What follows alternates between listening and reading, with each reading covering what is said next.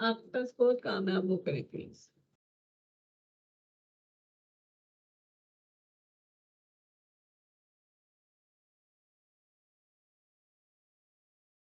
Okay, welcome everyone. I have started recording. I'm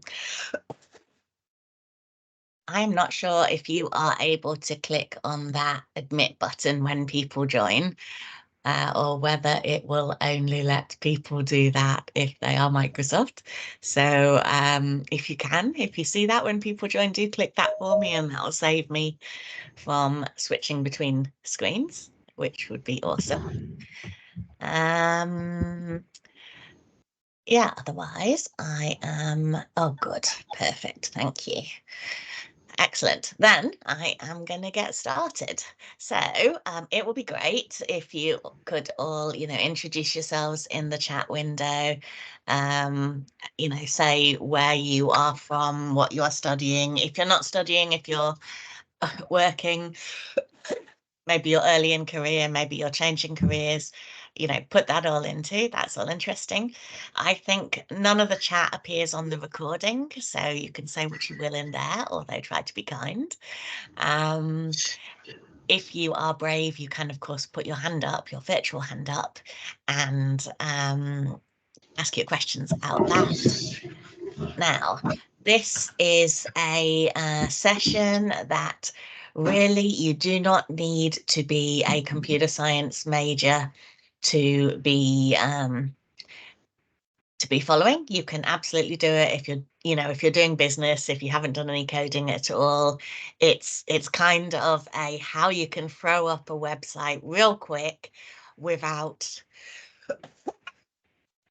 any previous knowledge at all, pretty much. So hopefully that goes well, and yeah, do feel free to shout out if you have any questions along the way. What I'm going to share with you, though, it has instructions baked into the website that we're using as a template, so you will be able to follow this yourself more slowly at your own pace further on. Okay, so let's carry on.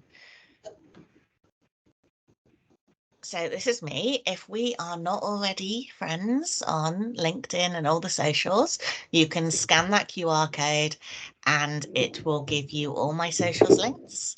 For LinkedIn, I would say don't just follow. Click on the little three dots thing or whatever it is that gives you more options and click connect, because we are friends after all, aren't we? We know each other. It is cold here in WA today. Do you not like this? Okay. This is the template website. Oh, that sounds like a spaceship. This is the template website that we are going to take from. So if you take that, screenshot that address or write it down real quick, that will give you the site on GitHub that we are using as the template. And then we're going to start from there. So it's real simple. We're going to create a new repository, but let me flick to the actual GitHub and show you where we are. Let's see. So here's the GitHub site. Now, if you really are beginning and you do not have a GitHub site at all, it's super, super simple. You can absolutely just create your, can't see what's behind there. Here we go. github.com. You can just go to github.com and create a new logon ID for free. So, I'm signed in here and this is what I see, but if you were not signed in, it would bring you to the GitHub homepage and it would, ask you, do you want to create a new profile, a new logon ID, and you can just use your personal email address and create that for free. It doesn't cost you anything, and it's a wonderful place to keep all sorts of stuff, not just code. I know plenty of people that blog from there, plenty of people that do marketing from there. So it's a really cool thing to use and a really cool thing to sort of showcase your skills on. Anyway, we are using this. Michelle, I have a question. Can I? Sure. Sorry to interrupt you. But will we be getting Azure credits for it for hosting our website, or like I've already used my Azure credits for student account? I see. I No, I have no way to give you more credits. However, within this training, one of the options is indeed to create the website and publish it to Azure. The other one is to just publish it in GitHub and use it from there. So therefore, you wouldn't need the Azure credits if you just published it via GitHub. So there is an alternative for you there. Okay, okay, thank you. Cool. All right, let's use this template, create a new repository.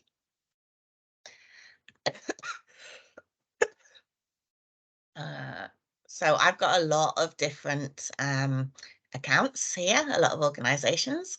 This is my one, my personal one, linked to my personal email address. And then I'm just going to call this website. Yes. Always code in public unless you have a reason to keep it secret. So for example, if it was work you were doing for your organization, that would probably be a private profile within your organization.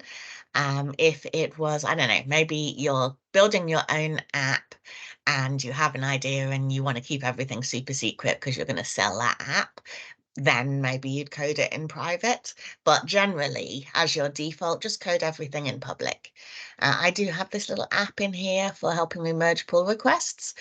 I think that's a really good one, but you don't need it for this. But if you see it, it's a good one to include. So now it is generating my repository. So what that is doing is it's taking a copy of the whole repository that we found here in our template address place. I'll just flip back to that and show you that again. So yeah, so in this short link takes you to this full link. Okay. So if we go back, then, so here we are. And you can see that I am, oops. You can see that I am, oh, somebody has come in and is not on mute. If you could mute, that would be awesome. Cool. So you can see that I am in my own repository. That's my name, my logon name, and the thing that I've called it website, but you can also see that it has come from here. So you don't need to worry about, you know, writing over other people's code or destroying someone else's repository. We have, by creating our own repository, we have taken a copy. In fact, in GitHub, you are very safe. You are never going to be writing over anyone else's code, because in order to do that, you would have to make a pull request to their repository and they would have to approve it. So never worry about what you're doing right now when you don't know what you're doing. Of course, some of you perhaps do know what you're doing, in which case just humor me. Here we go. So now what we have is a copy of all the code that they had in the template website. And if you scroll down, this README is the instructions. So these instructions are going to show us how we can adapt this website so that it is, instead of it being their website, it becomes our website. So that's the quickest way, of course, to do anything. Why start from scratch when you can take what someone else has done and adapt it to be your own? So what I'm teaching you here today is not how to code, absolutely not how to code, but I'm teaching you how to throw up your own website, and you can adapt it from there. You can make it better from there. You can change it from there. You can, after throwing up this one, maybe decide that this one isn't complex enough for you and you want something else, and, you know, learn that as the next step. But this one is a pretty good one to get started with. So we are here and we have our copy of the code, which we're going to edit. Now, you could absolutely edit code directly in GitHub. That that is okay when you're making small changes on the fly, and I have often done it for stuff. But there are better ways to do that. So there's a couple of ways. One way might be that you go in here and you open it with GitHub Desktop, or you open it with Visual Studio now, or you clone it here. Now, open with GitHub Desktop is what I always used to do, and that would open it, and I could then use Visual Studio Code. Difference between Visual Studio and Visual Studio Code is that Visual Studio Code is the free one that you can use. And when I say free one, though, it is the most popular IDE in the world. Visual Studio Code is used by more developers than any other IDE. Now, Visual Studio is the one that a lot of enterprise businesses are using in their business because you've got a lot of extra functionality in there, a lot of extra security, a lot of extra stuff that will help you collaborate and work with your teammates. So if you are working for a big company, then they will probably be using Visual Studio, and that's great. I, however, do not use that, and I don't think you need to. Most people are happy enough using Visual Studio Code, and yeah, it's a good base to learn from. And then if you do need to switch into a more complex tool, you have already become familiar with a lot of the functionality, but you're not spending anything up front. You're using Visual Studio Code for free. However, we're not going to do that either. The advantage of opening it in GitHub Desktop and using it in Visual Studio Code is you are coding on your laptop or on your desktop. Now, let's say you have a work computer or a school computer and it doesn't allow you to install software on it, then that becomes a disadvantage, because if you don't have Visual Studio Code and you can't install it without getting an administrator to allow that, that's a bit cumbersome and annoying. So you might not want to do that. So we do have an alternative now, and it is still a free alternative. Now, instead of just seeing local, we also have Codespaces. Codespaces is going to allow you a place to code in the cloud. So it's going to allow you a virtual environment that is clean, that is neat, that is set up with everything that you need, and you are ready to go with it. So all I need to do is click Codespaces on main, and it's going to create that. Now, Codespaces will give you at least 60 hours a month for free. So whether you're a student, whether you are working, whatever you are, 60 hours for free. So therefore, that's plenty of time to code in the cloud. The only disadvantage of coding in the cloud is if you do not have access to the internet. So if you're getting on a plane, then definitely you do want to use GitHub Desktop to open it in Visual Studio Code and have a copy on your machine so you can code in the sky. However, isn't that ironic? You can't code in the sky. You can't, when you're in the sky, you can't code in the cloud because generally you don't have Wi-Fi connection. The things that amuse me. Anyway, yes, but apart from where you don't have an internet connection, if you do have one, you can use Codespaces to code in a clean environment, clean virtual environment in the cloud. Now, the other advantage of using Codespaces over using GitHub Desktop is, and Visual Studio Code on your laptop, is not just the permissions to install it, but also like you mess things up, you know, when you're trying to, I don't know, we're doing this today and we're going to use HTML and CSS, and it's using React, so it's a JavaScript background. But mostly I code in Python. And then on other days, I'm trying to learn some stuff in Rust. And so I've installed a lot of stuff on my machine, and I'm switching between environments. And sometimes there's updates, and that might mean that the dependencies in my code do not work anymore. And things can get very messy when you're installing a lot of things or not installing things, or there are updates or whatever. But when you are coding in the cloud and you have this nice clean environment, it works every time. So I was trying to do this demo last week at a student event in person, and nothing was working because my Visual Studio Code had had an update, which caused a lot of things not to work. But as soon as I open it in the cloud, I could still continue to demo it. So this is really good. So what we're seeing here is this is what the sample website looks like. So it belongs to Alexandre Grenier, who is a website designer and content creator. And at the top of the web page, it's got home, about, portfolio, and contact. And then if we go down, it's got like this kind of green floaty background. And it has the about myself section, which we would have got to if we'd clicked on about. And it says, I'm a UI UX student studying at Barnet University, enjoy creating unique and simplistic user interfaces in creative ways. And then it's listed a bunch of skills. And then if we go further down, it says, like, I'm passionate about solving problems in creative ways. So like another little bit of profile blurb. Then if we go further down, we have a portfolio section where it has a nice picture of a laptop and a phone and some stuff about iPods and a really old book by the looks of things. And then it also have links to 4 websites that presumably she's written. I mean, that's not true. She hasn't written those, but those are good websites anyway. So, and then at the bottom, we have the links. If we click on each of these things, it will take us to each of those things.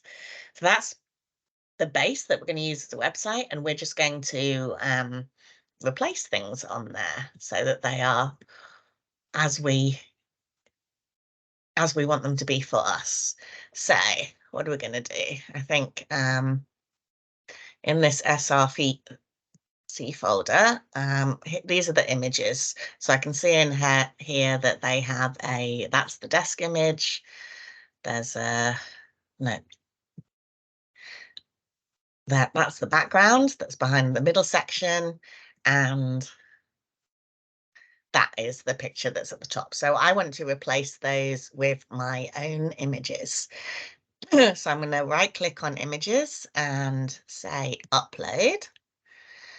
Then I have just put these images in here. So I'm going to take all of those. And you can see this little blue thing that it's uploading there. Now it has automatically loaded all of the extensions that I need for this website. It's taken that information from the original portfolio site.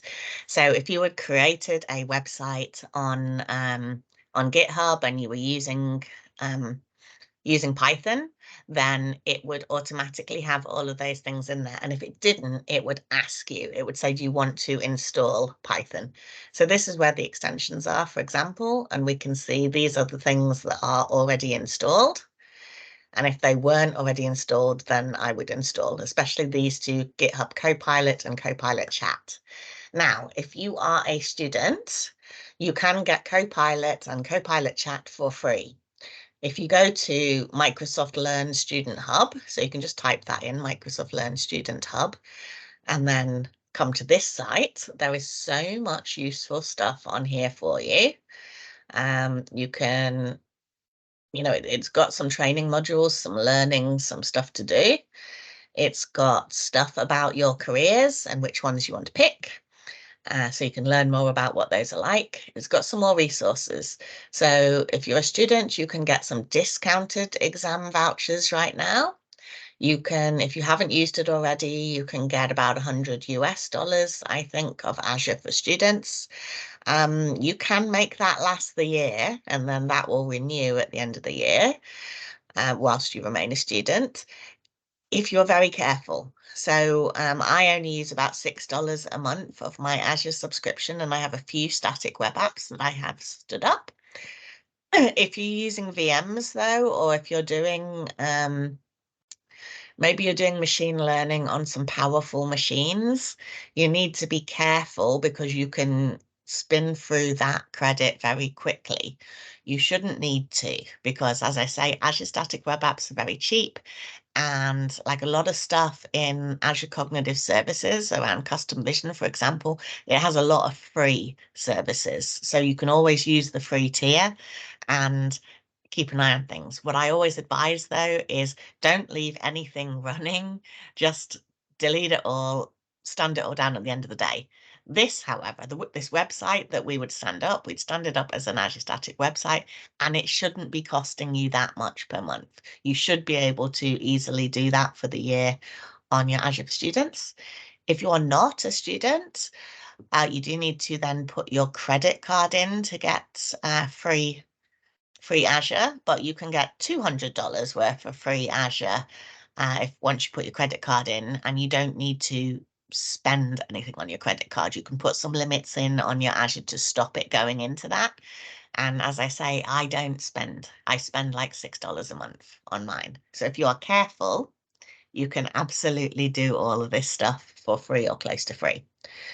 However, in GitHub Student Developer Pack, that is where you will find your free stuff for here. And so you will get your Copilot, you'll get Copilot, Codespaces, all of that.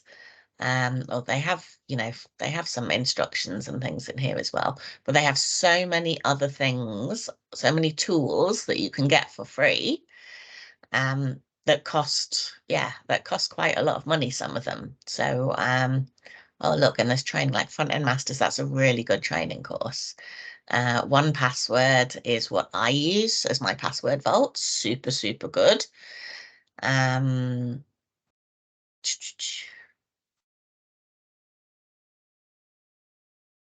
Loads of other good stuff. There's the Codespaces, but as I say, it's 60 hours per month free anyway. Oh, StreamYard. That's really cool if you want to like record your own podcasts and stuff like that. Production quality. I think, yeah, look at them. Just like so many free things that you can get in there. So it's really, really good. But yes, if you want the Copilot for free, then that is where you'll get it from. If you are not a student anymore, Copilot costs $10 a month or 20 Australian roughly. If you work for a big company, if you work for any company, ask them if they have GitHub and have bought Copilot for their developers, and if you can have a subscription, because to a big company that is nothing, and they do want to encourage more people within their organization to code. So hopefully they would buy that for you if you're working for them. But if I was not a student and I was not working for a big company, I would pay for it myself, because I think it's an investment that does help you. It helps you learn to code. It helps you be a better coder. And I'll show you what that is about in a minute. So anyway, I have uploaded my my images. So this icon here is the File Explorer. And those are all the files that we see. So I want to input those images into the website. So where's my instruction? Let's flip back to this. So we've gone from there. We've created a new repository. We generated a repository. We created a code space. We let it set up. Codespace, a wonderful thing, as long as you have internet. If you don't have internet, then you need to do it locally on Visual Studio Code. I mean, other IDEs are available. All I'm saying is it's the most popular one in the world for a reason, and it's free. Extensions, everything was already there. I didn't need to add any of those in because I took it from that templated directory, and it already knows what you need in order to run that website. So we are running it now locally in our Codespace, and we're going to customize our website in 3 easy steps. So first of all, we are going to update our About Me section. So we can see the file is in SRC and it's called app.jsx. So let's switch back to here, and we're looking in components. No, we're not. We're looking here. JSX. So everything that we need for that website to run is already working because we've already got it there, but you can see here are the customizable bits. So I'm going to just replace that with me. I'm going to say I am Microsoft developer, engagement lead, Asia, ANZ. My email, I am not going to put in there because I don't want people emailing me. If I just take it out and leave it with just those quote marks, it will not appear on the website. So for my GitHub, it's that. For my Instagram, it's that. For my LinkedIn, it's that. No Medium, Twitter, and YouTube.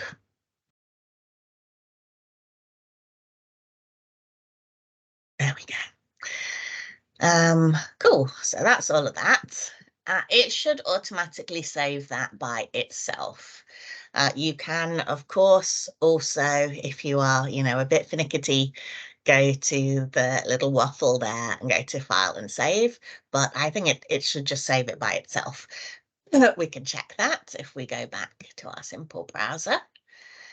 And let's just refresh that. There we go. So it's changed that with my details there. That's cool. So what shall we do next? Back to our instructions. So now it says update the images. Now we have uploaded our images as you saw before, but this is where we're going to put them from. This is where we're going to put them to. So the home one, the about one, and the portfolio one. So you remember when I showed you the website at the start, the home picture was right at the top, and that's the picture of Alexandria. The about section was the waves, the green wavy things, and then the portfolio section at the bottom, it had that desk with all those really old Apple books in it. So we're going to replace those three pictures here.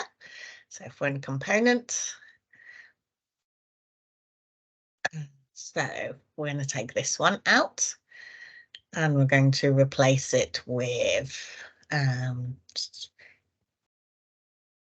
Nuevo PNG. This is the most common mistake I make. I just replace the name and I forget to replace the end bit, and then it doesn't work and I'm completely baffled as to why that is. You obviously have to select the exact correct name. It would be good if you change the alt text for people that cannot see websites properly, then it will tell them what it is. So we're going to say blue robot and some code. That could be better. Now, while I'm here, I'm going to update the other stuff in this website. So I'm going to say I am a developer engagement lead for Microsoft. I love helping enable students to do more by building on Azure with GitHub, or should we say Copilot? Oh, let's say Codespaces. See how it's automatically filling in some stuff for me? That is GitHub Copilot that is predicting what I might want to put in there. Like if I hit tab, it will just put that all in for me, what it has suggested. And then I just take that bit out because that's not it, but that's enough.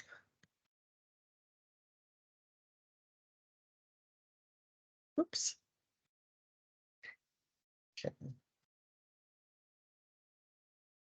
Okay. Then if we just go down, I think there's a little bit more, so I can put my skills in here as well. So I can say public speaker, Pythonista, Azure community hero, she codes mentor. What else am I? What else do I do?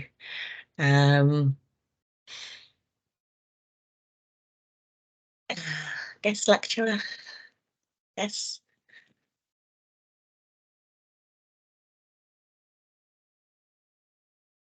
AI chatbot builder. Okay, cool. And then also it has got another little bit down here. Passion, new ways to drive innovation. Let's just take all of that out and just leave it at that. Good. So then, what do we have? Home. Let's update one in there. So woman with tablet, we're going to replace that with Gen Z underscore gaming. To PNG. So you can see I'm getting that from here, and I know that was one of the new files I uploaded because it's green, which means that it's a pending change. So I have put stuff in here, I've changed stuff in here, and you'll see it as a different color, and it won't go to white until we have pushed it all to GitHub. What we're doing here is coding in Codespaces, which is our own independent coding environment, but it has not yet pushed it to the GitHub repository, which is what we will do when we have finished everything. So that's that. And then the portfolio one is the final one. So we'll replace that desk with all those old Apple books on it with Surface. What's it called? Surface.jpg. I should update that to be a bit more precise. Now you can see in this portfolio bit where it's got all of those 4 websites that we saw before, I could replace those with my own links. So links to videos that I've made, links to blogs that I've published, can be anything. It doesn't need to be your own particular things, although of course we can add those blogs to this website. I'm going to leave those as that for now, so you can see how that all is. So if we look at our simple browser, you can see how it has changed the image to something a little more pink, which is more like me. That isn't me, but it's more like me than the blonde woman, I guess. There we go. There's our robot with code. There's the stuff about myself. And there's a portfolio with a more modern desk view.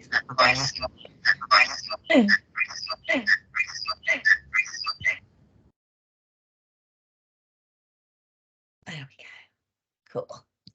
Okay, so we have completely edited that website and made it our own now. So I'm just going to close all of these.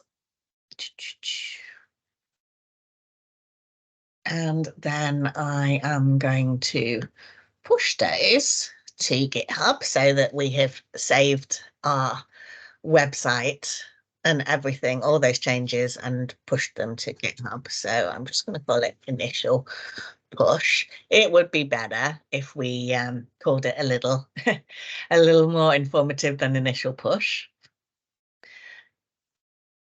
So this is not best practice what I'm doing there, but good enough. I'm just going to sync those changes to main.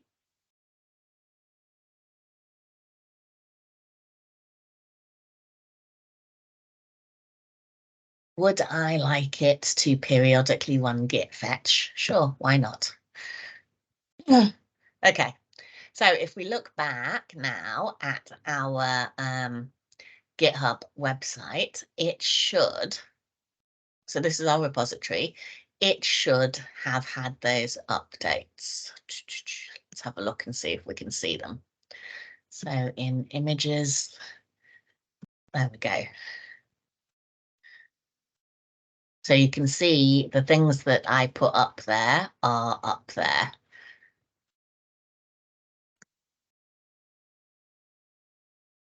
Which is cool. So that repository now has the copy of everything as it should be. Let's go back to our, there we go, back in Codespaces. Now, we want to push it to Azure. Let's see whether this works. So this is my Azure logon. Sign into Azure. Yes, I do want you to. Now, see, this is my work email and this is my personal one. My personal one is the one linked to both Azure and GitHub. So close that. And we'll see whether this works or not. There we go. So then I can pick one of my subscriptions. Oops.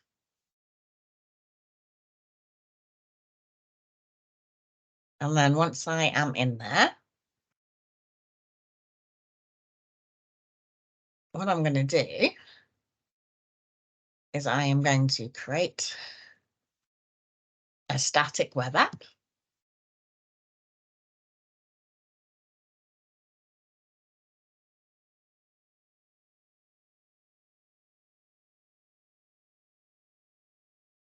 I feel like that should be doing something.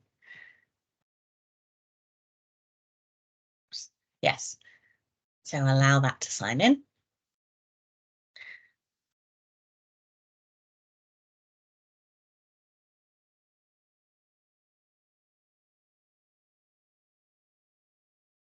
Yes, I did say sign in.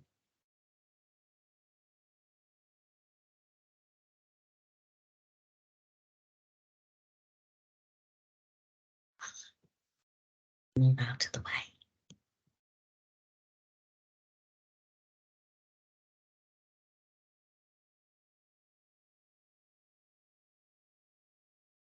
My window is on top of my window that I want to use. There we go. There we go. So what do I want to call my website? So I'll just call it website and hit enter. Normally you pick the region that is closest to you. So I'm going to say East Asia. It's React that I'm using. Now I want to double check that I am doing this right. So let me just continue on here. So that's what we had. That's what we changed to. Change the images, add those items and the details, change those. And now here we are creating the static web app. So location app and code is that, and that is dist. This little GIF that it's showing you. Dist. There we go. And we'll go back to mine. So that backslash or forward slash is fine, but instead of build, I'm going to change that to dist. And now you see it is creating the static web app for us.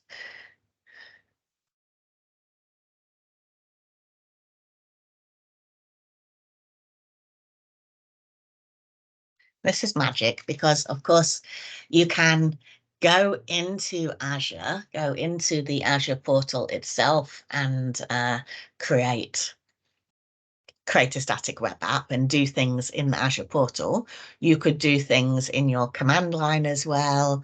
However, what we are doing here is we are doing it all just using these extensions. So, you know, I have my Azure account. like, I don't think you actually need CLI tools, but have them if you like them. Azure resources, yes. Azure static web apps, yes. So using these 4 things, well, probably only 3 of those 4 things, that is what it has used to do this. And if we look here,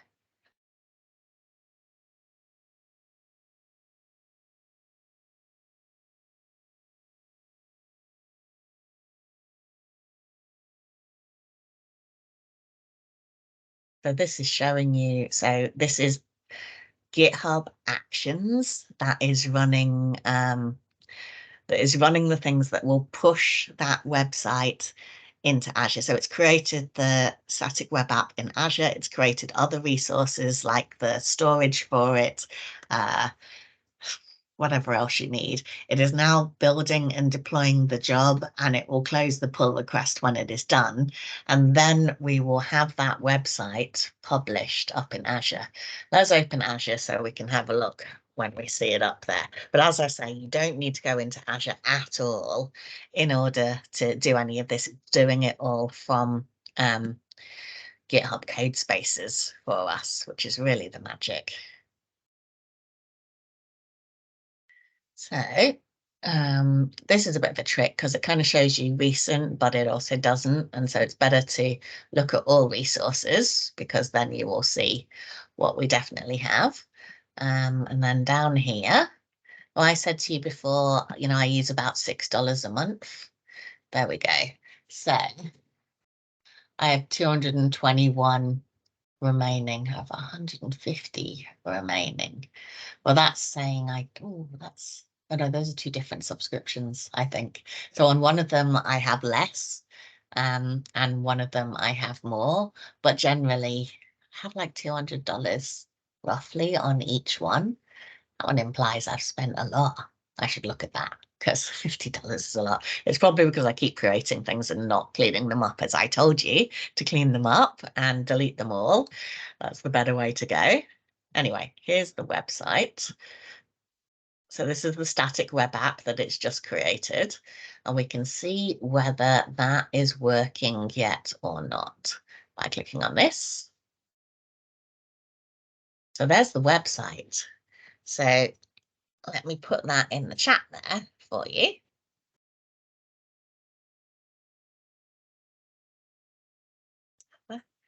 Oh, that is what it is calling itself. Okay, so that is the website. You should be able to click on that and see that website. But yes, I see there is like a little header in there that I don't like, and I would like to change that somewhere. It's not important now. Anyway, build and deploy job is done, so we can see that GitHub Actions has run, but we know it's run because when we've checked in Azure, the actual website is working there. And you can click on it and you see it's working. So you see that's super, super easy. We have been 45 minutes, I guess, with me editing that website and showing you everything. And as you've noticed, I've jabbered on quite a bit, trying to explain to you a lot of side things whilst we've been doing it. So if you were just entirely focused on this, you could easily create and throw up that website within 20 minutes yourself, assuming you already have set up your Azure subscription using the free thing if you're a student. If you're not a student, use your credit card, but be prepared to not really use much money, you know, and it will give you $200. Codespaces for free, GitHub Copilot for free if you're a student. If you're not, ask your work or think about whether you want to invest in it. Okay, so that's all of that, but I did promise someone at the start that we would not stop there, that we would continue, because let's say you don't want to stand it up in Azure because you have already spent your $100 subscription. So the instructions do continue, just like I've shown you, but let's go down. Go down. So here we go, GitHub Pages. allows you to host websites directly from your GitHub repository. So, and this project's already set up to get your project deployed to GitHub Pages with minimal steps. So you can do that if you've run out of Azure, and you can just host it directly on GitHub, and that's also free. So what we want to do is open package.json and update the following values. So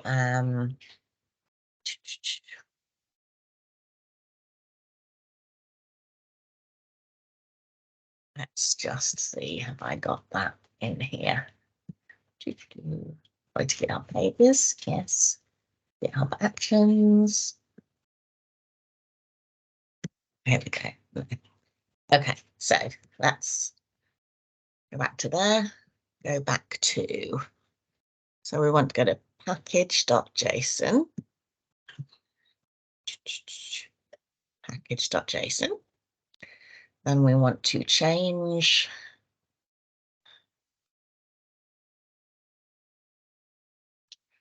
home page, and we want to set that to GitHub username.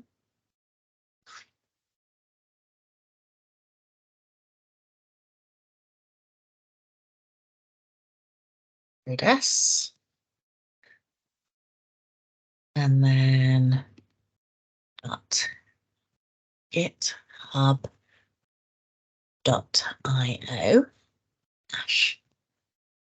website. Okay. And then build GitHub. So this as well. So I'm going to change this to Codes. That's GitHub.io website. File save. Commit those changes to your GitHub repo. So in source control, I'm gonna create a GitHub pages. Grammar be damned. There we go. Sync those changes.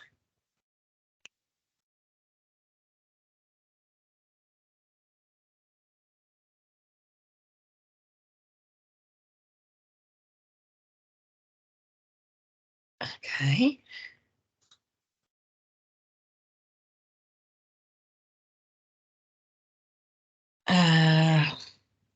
Now it says we need to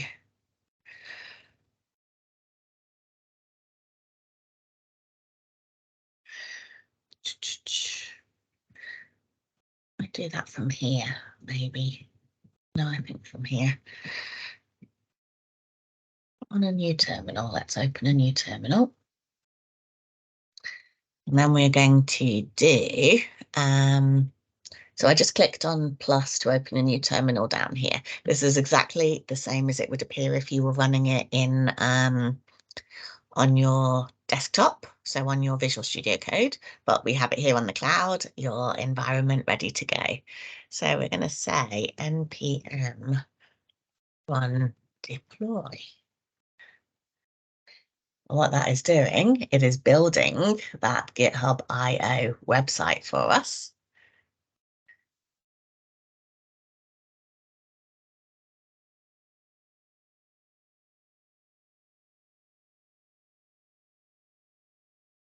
Okay, so when that's completed, go to your repo. So let's go back here, go to our repo, go to settings.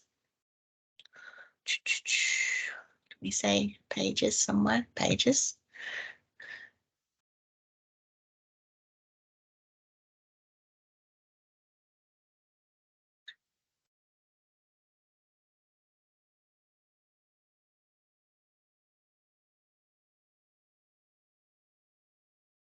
Settings and pages.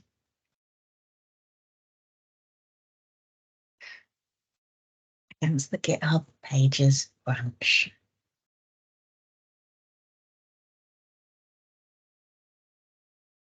Maybe I only see it in here. I should be seeing it here.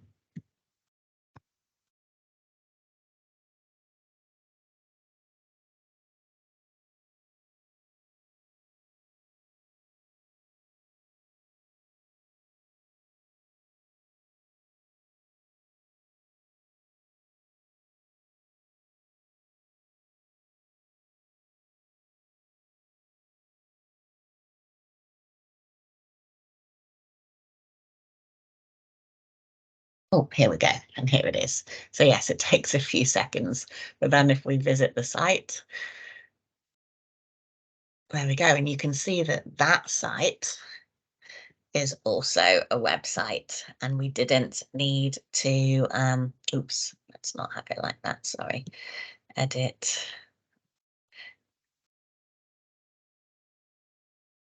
Paste as plain text. There we go. So you can see the actual.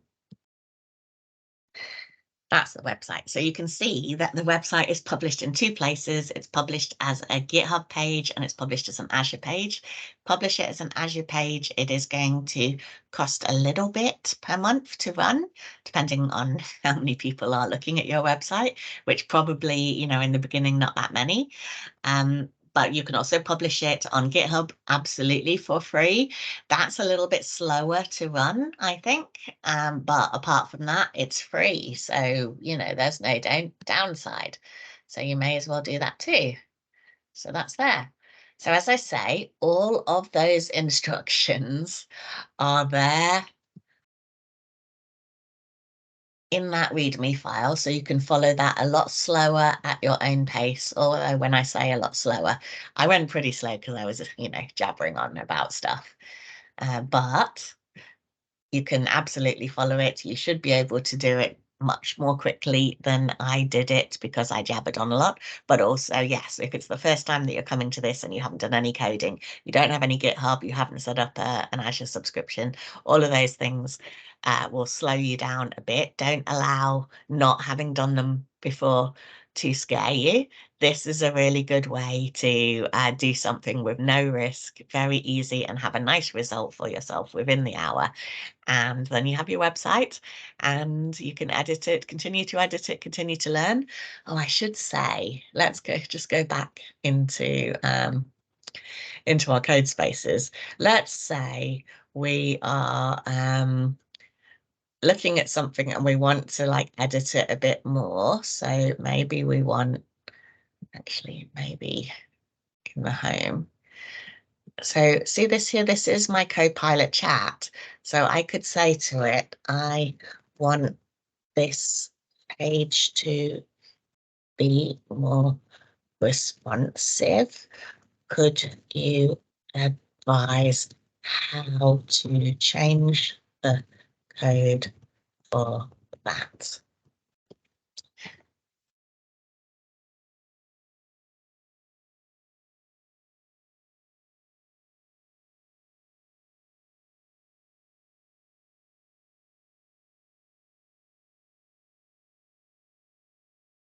So you see GitHub Copilot is explaining to me how I can make this page more responsive, the things I can do, and it's given me actually some sample code there that I could change. And you see like that bit is that bit, but it's got like a little bit, it's a little bit different.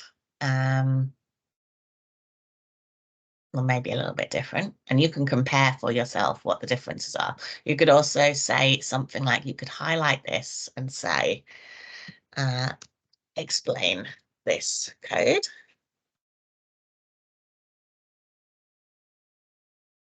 And then it will explain what that thing is. Now you could do something like, you could highlight that and say, can you give me some alternative code for this section?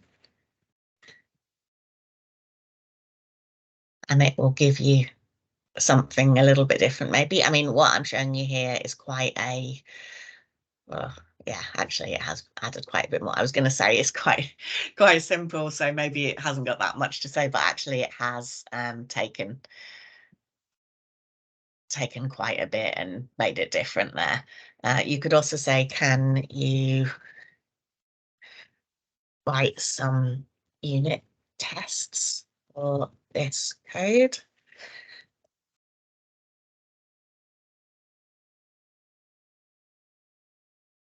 You could say, can you comment my code?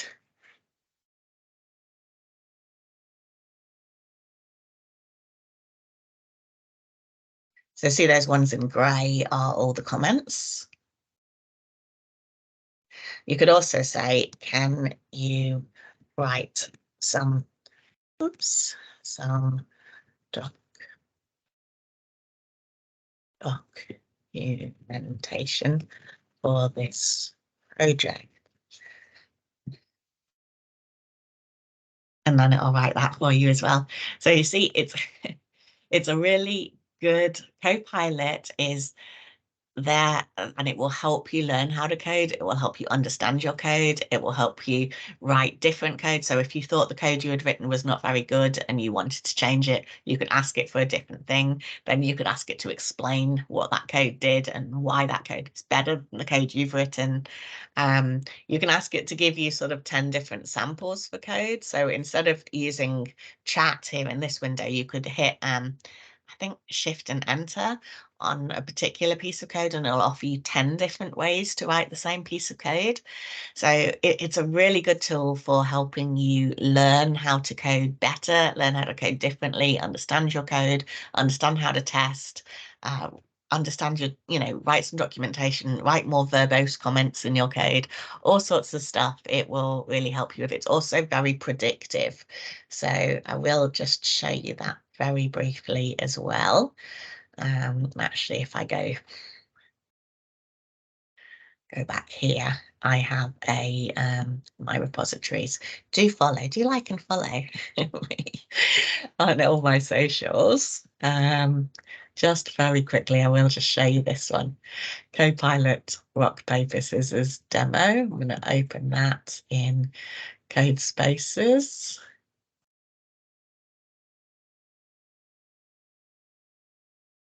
Just so you can see how very marvelous it is for helping you like right from the start. So it's just opening that virtual environment for me. Well, I've only got 2 minutes. I only need 2 minutes. As long as this is quick.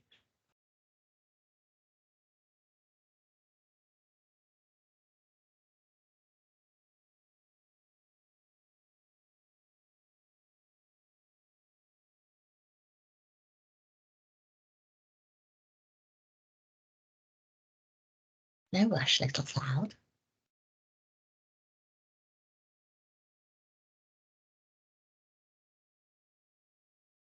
Here we go. Okay, so I'm going to delete that whole file. And then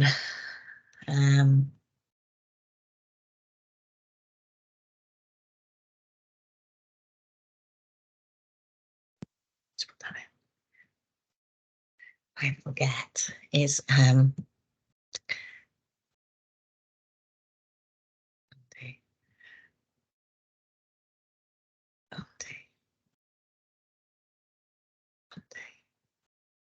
okay, cool. Edit. I get confused because I switch between Python and JavaScript. So write a rock paper. So you see, like I've only written a comment, write a rock paper, and it's filled in the rest. Scissors game where the player against the computer. So I'm going to hit tab and enter that. That's Copilot doing that. Then as I've hit enter, it suggested the next line. The computer's answer will be randomly generated while the program will ask the user for their input. So I'm going to hit enter. This project will better understanding of, yeah, asking for that. shall we? I want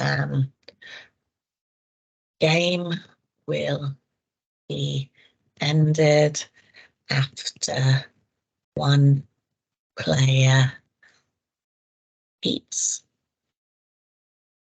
the other groups in a best of 3 rounds. Okay, so then it's suggested import random. I hit enter. Function to get the user input, hit enter. Tab, enter. Tab, enter. Tab, enter. Now you see, I'm not coding at all here. I am just hitting tab and it is suggesting to me what's going to be there. And I'm just accepting it all. Obviously, this is a very simple game that has been written a million times on the internet. So therefore, I can absolutely do this. That's the full thing. And so I could, from that point, just say Python main.py. Please enter your choice. Rock to tie. Score is 0-0. Rock again. You won. Rock. 1-1. Rock. Computer won the game 2-1. So you see, it wrote the whole thing for me just using Copilot. You absolutely would not learn how to code well if you just accept everything that it says. What you can do, as I showed you before, ask it to explain the code, ask it to comment the code, ask it to write documentation of the code, ask it to give you different examples of how to code, and it will definitely help you learn how to code and understand your code better before you have to go to another developer and ask for help. So super fun, super easy. Hope you have all enjoyed today's session. Does anyone have any questions?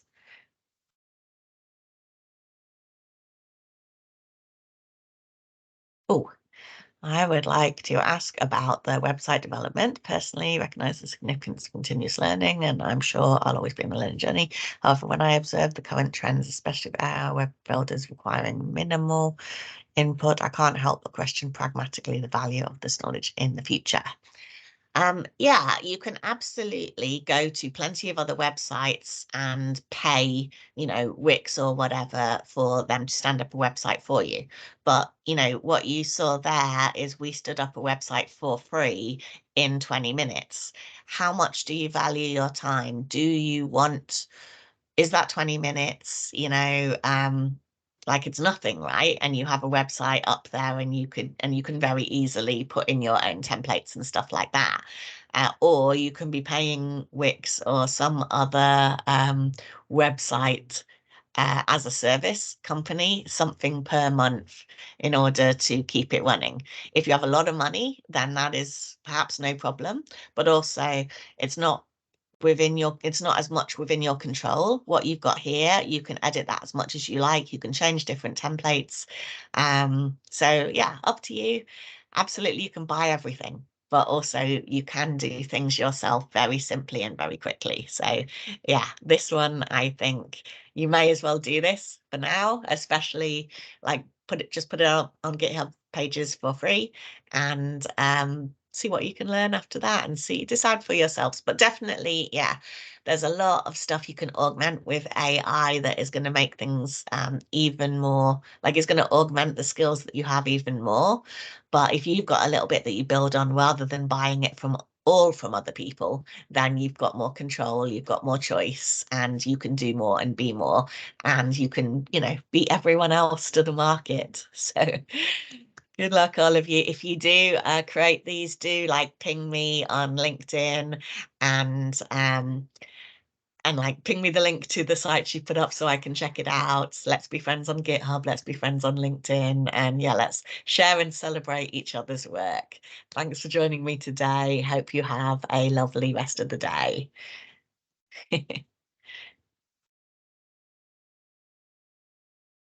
Oh, hey, David.